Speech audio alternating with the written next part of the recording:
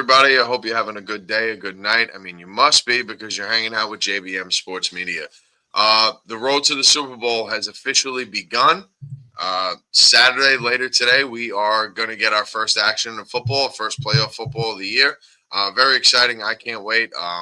So what we decided to do, to have a little fun and obviously, listen, to amp up the playoff games, especially, I mean, if you really think about it, me and Joe's teams aren't in it because they like to be the bottom feeders of the league. So we have to amplify the playoffs a little bit for ourselves, and we drag Ben along with us. So what we decided to do is we're going to put together a 6-leg parlay, and each of us are picking 2 legs of the parlay. And the best part about it is when one of our legs doesn't hit, we get to abuse the guy who, foiled the parlay and I like this. call him the I like jobber this. that he is. Yeah, So exactly. that's essentially what they're going to do. Oh, I can't So wait. I figure it would be so much easier if I started things off and got the parlay dead completely out of the way early, nice and early. I took in the first game Kyron Williams for an anytime touchdown. Now, my logic behind this is Carolina's run defense is atrocious. They're 20th in the league, giving up 123 rushing yards per game, and they're also tied for third in giving up 1.2 rushing yards per game, rushing touchdowns per game. Sorry for that. So it seems, listen, I think the Rams are going to kind of blow the doors off of Carolina, and I think it's going to start with the run game and Kyron Williams. Yeah, I mean, listen, I like this bet. I think it's a smart bet. Personally, I think if Carolina struggles to stop the run, it's only going to make it that much harder for them to win. I think Matt Stafford's going to have an excellent game. I don't think it's going to be like the game he had in Carolina earlier in the year. I think that, they're going to be very well polished and a little bit more detail oriented when it comes to playing this game. So I love Kyron Williams to score. And like I said, if the Rams running game is that efficient, I think Carolina's just going to have that much harder and tougher time to win this game. So I think this bet makes 100% sense. Yeah, I actually really like this bet as well. Kyron Williams in his last encounter with the Panthers, even though it wasn't his most quality outing, he did eclipse 60 rushing yards. I do feel like at a point, once this game is out of reach for the Panthers, the Rams are basically going to go into ground and pound mode, and I see him getting at least 1 rushing touchdown, maybe even 2 if you want to be risky. I could see maybe even 2. I think he's going to have a great day tomorrow, if I could be quite honest, especially how Mike said, I don't see this game being close. I really don't see this game being close. I like Kyron Williams for anytime touchdown at minus 140. I think it's a steal, to be quite honest with you. I could see that being way higher. I really love it, me personally. Yeah, no, it makes a ton of sense. I think, and Kyron has he has a nose for the end zone. So, especially when the Rams are in the red zone, they really thrive on giving him the ball, and he's usually one of the top options.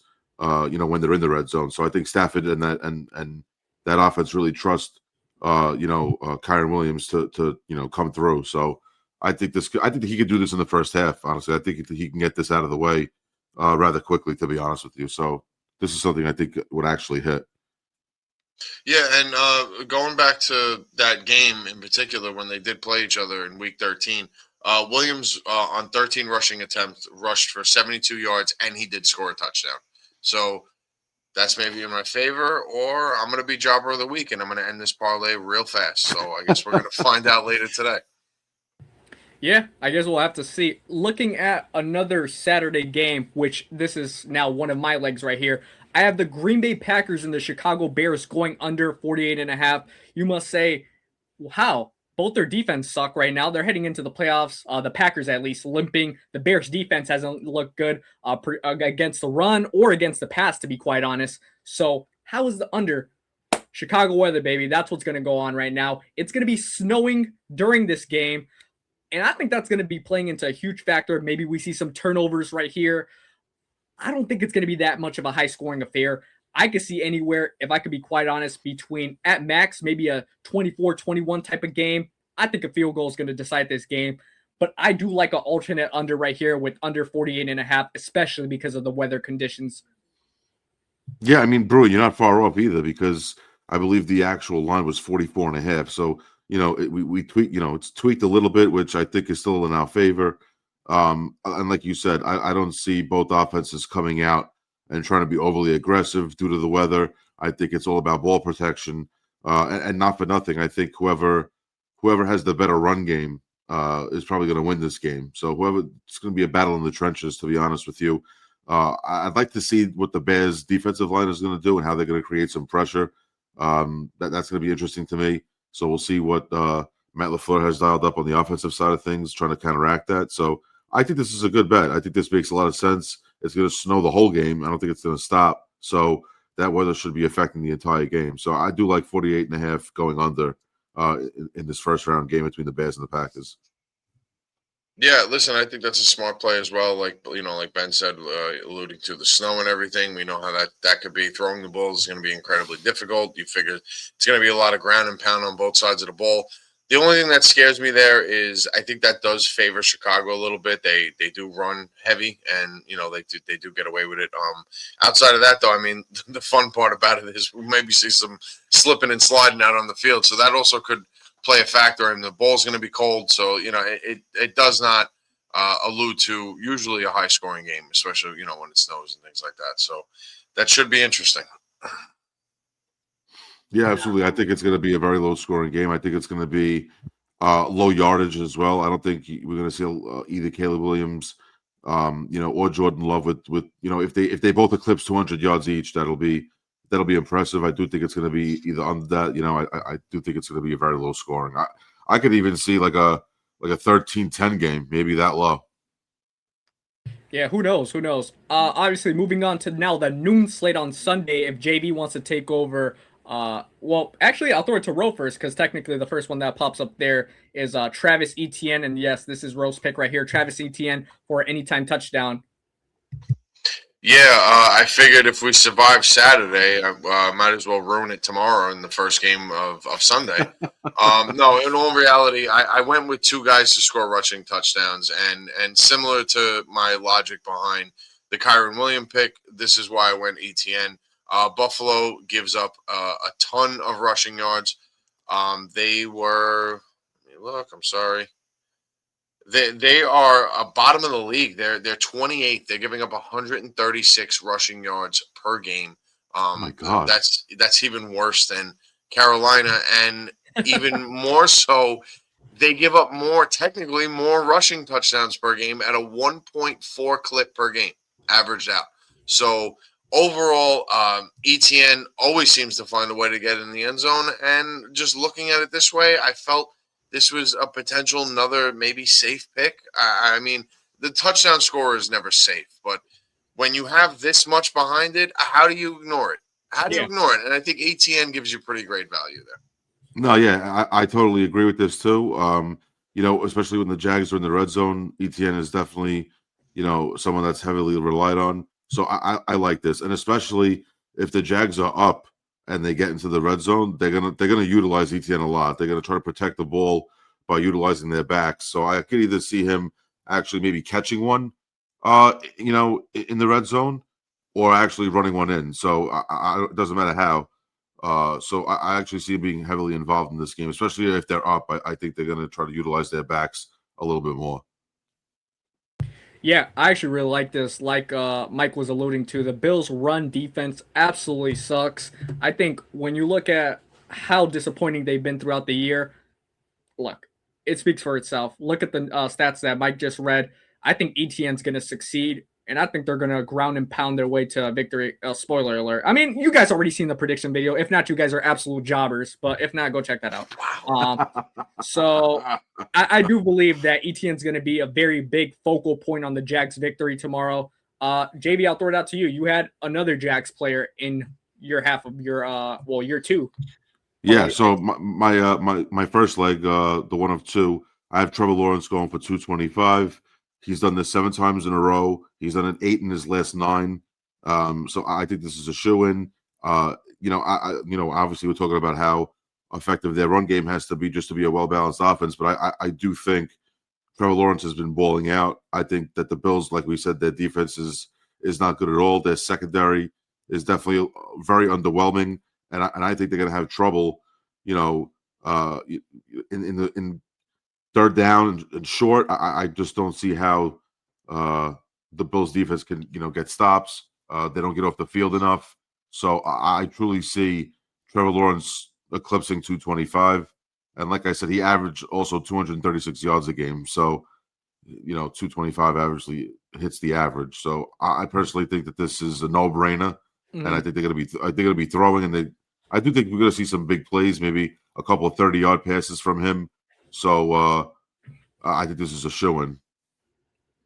Yeah, I like it. I really like it as well because if it's a high scoring affair, which I believe it will be, I think if Josh and him are going back and forth, it's going to be whoever makes the last mistake. I do like that, guys like Parker Washington, BTJ recently have been getting a lot of targets by Lawrence. And he's been a great quarterback, arguably a top 3 quarterback in the last 8 to 9 weeks in the NFL. So 225, I think it's something he could easily eclipse. And you know what? It could be one of those, he gets that ball to the 4-yard line with a big 30-yard completion. ETN bangs in a touchdown. Think about it. Yeah, absolutely. And one of his best games, his biggest games was against Denver. In Denver, he Yep. threw for 379 yards. So we're talking about how Denver could possibly be in the AFC Championship game or even getting to the Super Bowl this year. So if he could do that against Denver in a high altitude, tough place to play, I think he'll be fine at home against a pretty chopped up Buffalo defense. Yeah, absolutely. Well, I will say this, and this is maybe the scariest part about it. The Bills' defense, they're giving up the least amount of passing yards per game. They actually are. So somehow that is working. But I would say that Jacksonville's running game is going to open up the pass. So I think this is going to end up being a very close game, in my opinion.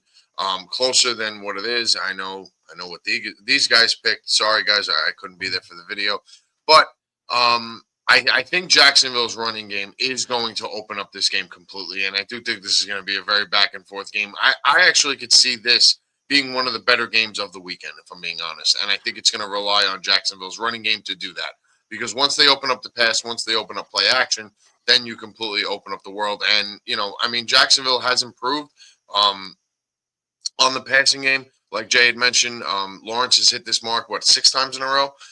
Seven times in a row in 8 of 10. 7. So Lawrence he's had a really solid season. He threw for over 4,000 yards. I think he has the capability and the potential to get there, and I think a lot's going to rely on the running game for that to happen. I will say this: I think Buffalo, the reason why they're so good against the pass is that they're so shitty against the run that quarterbacks don't have to throw. Yeah. So it's not really a testament to their secondary. It's a testament to how bad their run defense is. Is that offenses are just running all over them, so they don't have to throw the football. It's not that quarterbacks are throwing 40 times a game against them and they're only giving up 180 yards. It's the fact that they're giving up 140 yards of rushing offense and they're losing games due to that, which takes the pressure off a quarterback having to perform. So I'd like to see how they perform against a top-notch quarterback now, going up in a playoff game and making some big stops. So I think 225 for Trevor is a no-brainer here. Yeah, I like it. I do like it. Even with those numbers that I did read off, I like that. That's what looks scary on paper. But overall, I do like that pick. Yeah, and I'll tell you guys this. Obviously, what Mike read is something to keep in mind. But, the fact that, like JB said, he threw for how much in Denver in the altitude? 380. It was 380, basically, yeah. He's going to get this. He's going to get this easily. I love this one. 225. And I think the odds for 225 were actually really good, too. I think it was at like minus 125 or minus 122. Really good for 225 for Trevor Lawrence. Next up, another game, afternoon game, actually. We have primetime America's Game of the Week. San Francisco 49ers and Philadelphia Eagles. I have the Niners plus 7.5 alternate spread right here. Why do I have an alternate spread? I just do not, even though I don't think they're going to win this game. I had the Eagles. JB had the Niners. I don't believe that the Eagles offense will allow them to blow this game out the water. I don't believe that. I really don't. I think, if anything, I look at the 49ers offense, I could see maybe they take that Seahawks game into account. They're all like, wow, are we going to go back-to-back stinkers? I don't think so. I think this is going to be a close game. I know the current line is at 5.5. Just do 7.5 minus 180, a little bit of comfort, touchdown basically. I think that's perfect. I really do like this. Like I said, the Eagles offense is something to note. Hasn't been the best looking. I mean, if you have a quarterback like Jalen Hurts that sometimes in the second half disappears, I think this could be really great value at plus 7.5 for the San Francisco 49ers. No, yeah. Listen, I really, really think that this is going to be a close game. Like I said, like you had said, I had picked the Niners to win this game. I think the key is really Brock Purdy and how he's going to handle this Philadelphia front seven. Personally, I think he's going to have to make quick decisions. I think they're going to have to, utilize the quick, short passing game, and obviously utilizing CMC to the best of their ability in the passing game and the run game to open things up. So, we all know that Brock Purdy in his first year in the NFC Championship game, he looked completely overmatched. Philly was literally hitting him in the mouth. He didn't even finish that game. I think he got hurt at the start of the second quarter. So, Philly's going to remember that, and I'm sure Brock Purdy remembers that too. And I think they're going to really come after him. So it's going to be interesting to see. But I think Shanahan's going to dial up some offensive plays where it puts them in a good position to actually, if they're not going to win, they should be able to keep it close and lose by less than a touchdown. I think that's fair. You know what? I do like San Francisco here. I mean, Brock Purdy went on the field. He only played in 9 games this year, and overall, I mean, if he would have had a complete season, he well overperforms on Jalen Hurts, in my opinion. So I think this game might come down to the quarterback play, like Jay alluded to, and I could see that being the X factor here. I mean, Saquon has not looked like anything close to what he was the year prior. McCaffrey is doing McCaffrey things. You know what he's going to give you. He'll probably give you 50 or 60 on the ground and 50 or 60 in the air. It's just typical McCaffrey type of game. Kittle, I feel like he's a hit or miss. I feel like he might have a huge game. He might have a mediocre game.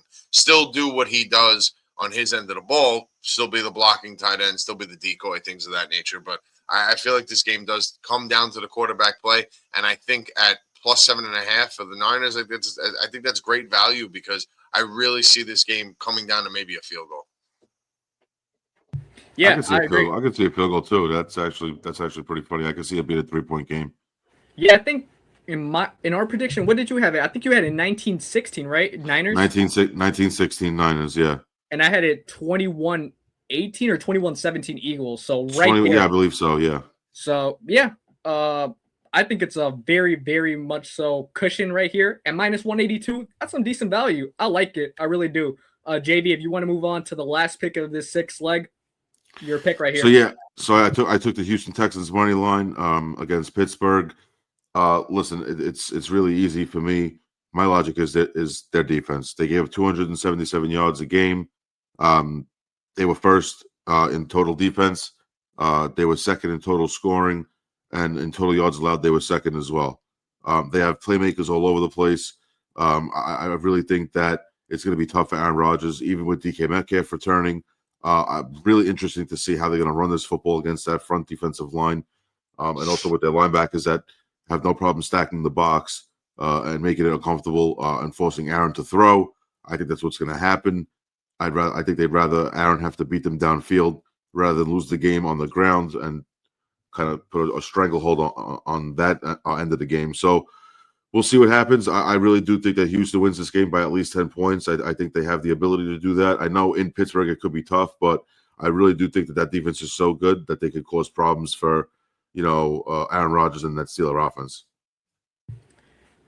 I like it. I really do. I think when we talked about it in the video, the Texans defense is obviously what we shine on. The best defense when a quarterback more so is throwing between 8 to 10 yards, the best defense covering that 8 to 10 yard pass, it's the Houston Texans. Yeah. So think about it like this: Stingley, Alshire, Will Anderson, Danielle Hunter. That defense, all those guys are going to be on Rodgers all night. I do not see a way that the Texans lose it. Well, you know what? I technically do. Stroud, I'm not the biggest fan of, but I feel very confident that that defense will at least, it'll be a rugged game, maybe a 17-13, but Texans will win this game. It'll be very unfortunate. I will say this: if all of them hit and it comes down to this Monday night game and the Steelers somehow win this game, JV is going to get severely abused. I will say that. Well, he's rooting for me to lose it in the first day, in the first few minutes. So there's that. No, I don't want to lose bets, guys. But you don't want to be the jobber of the week. Let's be honest. Listen, here. Unless all of us have a piece each. Yeah, exactly. Which is possible, that can potentially happen. Or it hits and we all make a little money.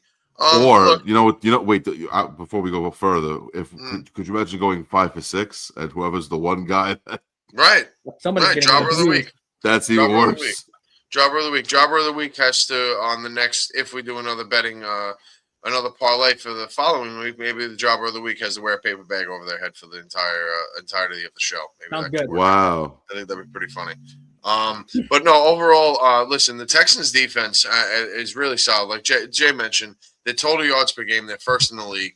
Overall passing yards, they're sixth. Rushing yards, they're fourth, and they're giving up the second fewest points in the NFL. And their offense really is nothing to sneeze at. I mean, I know C.J. Stroud is not having his like rookie year campaign, but he put together a very solid season. I mean, his passer rating was just under 100. He was at 92. Him and Aaron Rodgers was just about the same as far as passer rating goes. And listen, you got Metcalf on one side if he's going to play in this game, is he? He is playing in this, right? He's back. He's finally back. That could be a piece of that could be an X factor here. The thing that I'm looking at that I feel like this game could be close, and it's actually the third down percentage on both ends of the ball. So on offense, the Steelers are converting at 40%. That's 15th in the league, and the Texans are converting at 37%, and that's at 23rd in the league in that aspect. But on the flip side of it, the Texans are stopping on 36%. They're only giving up 36% third down percentage. The third down conversions, they're only giving up 36%.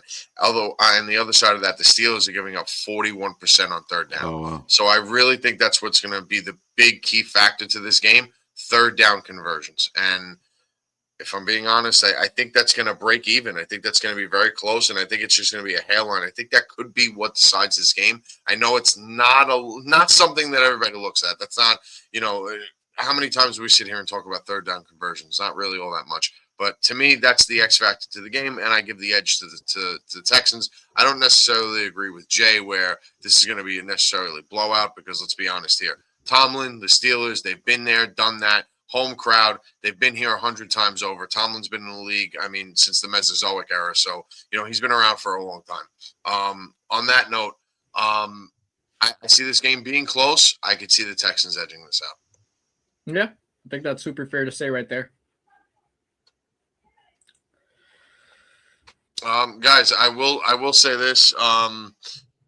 Before we go, look, we're throwing this out there to have some fun. We're not looking to really break the bank here. It's just a little something to add on to the wild weekend. So what I would suggest is don't bet your life savings on this parlay. Don't bet your house. Don't bet your wife's car, your sister's car, your daughter's cat. I don't know. Don't do any of that. Let's just have a little fun. Yeah. Nothing crazy. Not even your grandmother's oxygen tank. Shout out. No, not that either. Definitely not that either. Shout out, Lil Bro. Shout out, Lil Bro from my stream. He said he bet his grandma's oxygen tank for a parlay. Look, hopefully it worked out. Yeah, let's not go down that road. Let's not go there. Let's just a little fun, something we wanted to put together. I figured, the parlays are always fun, especially when they get close and we get to the 5 and 6, and then we're worrying about the last leg and we're sitting there sweating. Should we cash out? Should we not? I don't know, guys. We'll figure that out when we get close enough. Yeah, Yep. no, listen, and look, it's good value too. Plus 1752 is a nice value, and the 2 touchdown scores obviously help that. I think it's going to be a really good parlay. Honestly, I really think that every single leg of this could hit, and I'll be surprised if something doesn't hit. To be honest with you, because this is all doable stuff. But yeah, I say good luck to everybody, and hopefully we're all talking about this on maybe on Monday, and how we won some money together. So hopefully this rocks out. Yeah, I agree. I think, like you said, I love that we came together, put 2 props each that we love very much. So hopefully we start off this new year, this NFL playoff season with the absolute bang. Guys, Absolutely. I will say this, my last request, if you are still here, because we gave you the parlay very early in the video, so maybe you guys just copied and said, I'm moving on. Well, I'm going to listen to these guys talk. But for the ones that did stay, we do appreciate you. And I will ask you this. Everybody that does follow the bet, write it in the comments. Let us know that you followed. And then when it does hit, we could all enjoy it together and all have some fun. So, guys, until next time, best of luck to everybody. I hope all your parlays hit. I hope all your teams win. Maybe not. Depends on who you root for. Guys, have a great one.